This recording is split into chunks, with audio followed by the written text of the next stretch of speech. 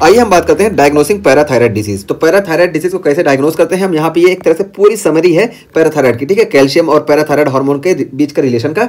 और इसको देखिए सबसे बाद में हम इसलिए बता रहे हैं ताकि हमारे लिए समझना आसान रहे। तो हम ये सब बात कर चुके हैं और उसके बाद सबसे लास्ट में हम इसकी बात करते हैं। तो देखिए इसमें क्या होता है, हम बात करते हैं नॉर्मल। तो देखिए नॉर्मल हमारा, देखिए ये हमारी एक्स एक्सिस है, ये वाई एक्सिस है। और एक्स एक्सिस पे देखिए यहाँ पे नॉर्मल हमारा 10 मिलीग्राम पर डेसीलीटर कैल्शियम होता है, ठीक है। तो इसी रेंज में होता है, ठीक है, 9 to 10 या 8 to 12, ठीक है। तो ये हमारा नॉर्मल होता है 8 to 12 मिलीग्राम पर डेसीलीटर नॉर्मल कैल्शियम। और नॉर्मल पैराथायराइड हार्मोन लेवल की हम बात करें तो देखिए ये 15 to 50 या 45 पिकोग्राम पर ml ये नॉर्मल हमारा पैराथायराइड हार्मोन लेवल होता है। तो जब हमारी बॉडी बिल्कुल नॉर्मल काम करती है तो हमको पैराथायराइड हार्मोन और कैल्शियम लेवल इसी पे लाई करता हुआ दिखाई देता है यहाँ पे। लेकिन देखिए अगर हमको प्राइमरी हाइपरपैराथायरिज्म देखने को मिल रहा है तो उसमें क्या होगा कि प्राइमरी हाइपरपैराथायरिज्म में हमारी पैराथायराइड ग्लैंड ज़्यादा से ज़्यादा जो है पैराथायराइड हार्मोन का सिक्रेशन करेंगी।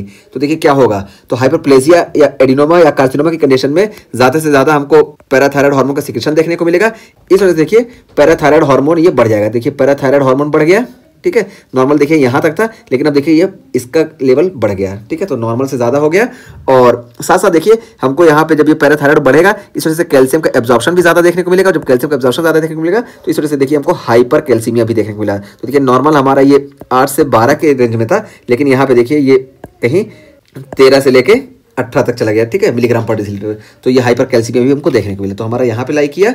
और उसके बाद फिर हम बात करते हैं सेकेंडरी हाइपरपैराथायरिज्म। तो सेकेंडरी हाइपरपैराथायरिज्म क्या होता है, तो देखिए विटामिन डी की डिफिशिएंसी की वजह से हो सकता है, कैल्शियम के इंटेक की कमी की वजह से हमको देखने को मिल सकता है, या क्रोनिक किडनी डिजीज की वजह से देखने को मिलता है। हम पूरी डिटेल में बात कर चुके हैं कि विटामिन डी की डिफिशिएंसी होगी तो यहाँ पे निगेटिव फीडबैक नहीं जाएगा और कैल्शियम इंटेक कम हो जाएगा, उस वजह से भी निगेटिव फीडबैक नहीं जाएगा। इसी तरीके से क्रोनिक किडनी डिजीज होगी तो कैल्शियम एब्जॉर्ब नहीं होगा, इस वजह से भी सीरम में कम होगा कैल्शियम, तो यहाँ पे निगेटिव फीडबैक नहीं जाएगा। इस वजह से सेकेंडरी हाइपरपैराथायरिज्म हमको देखने को मिलेगा। और सेकेंडरी हाइपरपैराथायरिज्म में देखिए हमारा जो पैराथायराइड हार्मोन है ये देखिए ये नॉर्मल से ज़्यादा हो गया, ठीक है। नॉर्मल देखिए हमारा यहाँ पे था, ठीक है, 45 वगैरह तक, लेकिन यहाँ पे देखिए 50 से ज़्यादा हो जाएगा, ठीक है, 50 से 250 तक ये देखिए कितना ज़्यादा हो गया। तो हमको पैराथायराइड का लेवल ज़्यादा देखने को मिलेगा। और कैल्शियम का लेवल देखिए यहाँ पे हमको कम देखने को मिलेगा, ठीक है। तो कैल्शियम का लेवल कम क्यों देखने को मिला, क्योंकि यहाँ पे या तो इंटेक कम हो गया या तो ये किडनी वगैरह काम नहीं कर रही है, इसके एब्जॉर्प्शन नहीं हो पा रहा है। तो हमको सीरम में कैल्शियम का लेवल देखिए हमको कम देखने को मिलेगा। देखिए नॉर्मल हमारा कैल्शियम का लेवल 8 से 12 मिलीग्राम पर डेसीलीटर था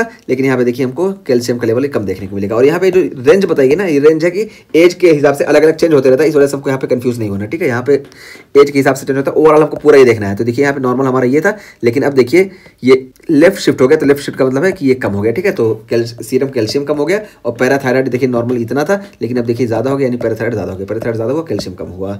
और उसका फिर हम बात करते हैं टर्शरी हाइपरपैराथायरिज्म की। तो देखिए टर्शरी हाइपरपैराथायरिज्म बताया कि क्रोनिक किडनी डिजीज में ये पैराथायराइड ग्लैंड जो होती है ये ऑटोनोमस हो जाती है और अपने आप बहुत ज़्यादा पैराथायराइड हार्मोन का सिक्रेशन करती है। और जब बहुत ज़्यादा पैराथायराइड का सिक्रेशन करती है तो देखिए पैराथायराइड देखिए नॉर्मल यहाँ था लेकिन ऊपर चला गया, यानी ये ज़्यादा हो गया, इस रेंज में आ गया।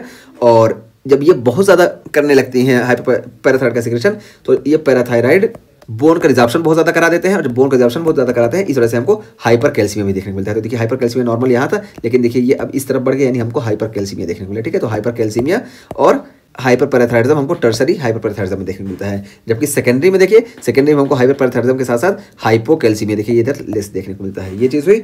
और उसका फिर हम बात करते हैं हाइपरपैराथायरिज्म की। तो हाइपरपैराथायरिज्म हमको कब देखने को मिलता है, देखिए सर्जिकल हम रिसेक्शन कर दें पैराथायराइड ग्लैंड का या ऑटोइम्यून कंडीशन हो तो इसमें हमको हाइपरपैराथायरिज्म देखने को मिलता है। तो जाहिर सी बात है कि यहाँ पे पैराथायराइड हार्मोन कम हो जाएगा। नॉर्मल देखिए यहाँ था, यानी यहाँ कहीं लाई कर रहा था लेकिन अब देखिए यहाँ पे आ गया, ठीक है। तो हाइपरपैराथायरिज्म देखने को मिला।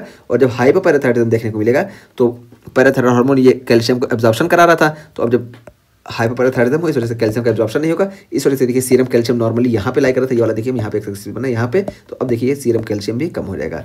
तो हाइपरपैराथायरिज्म और सीरम कैल्शियम ये दोनों हमको यहाँ पे कम देखने को मिलेगा।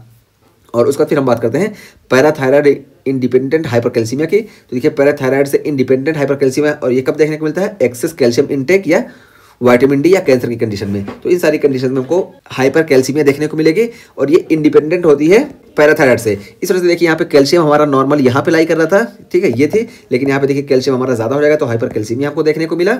और यहाँ पैराथायराइड हार्मोन को ये नेगेटिव फीडबैक देगा, इस वजह से पैराथायराइड हार्मोन जो है नॉर्मल था उससे कम देखने को मिलेगा। तो इस वजह से हमको पैराथायराइड हार्मोन देखिए यहाँ पे लाई कर रहा था लेकिन अभी देखिए यहाँ आ गया, कम हो गया, तो पैराथायराइड हार्मोन का हमको कंसंट्रेशन कम देखने को मिला।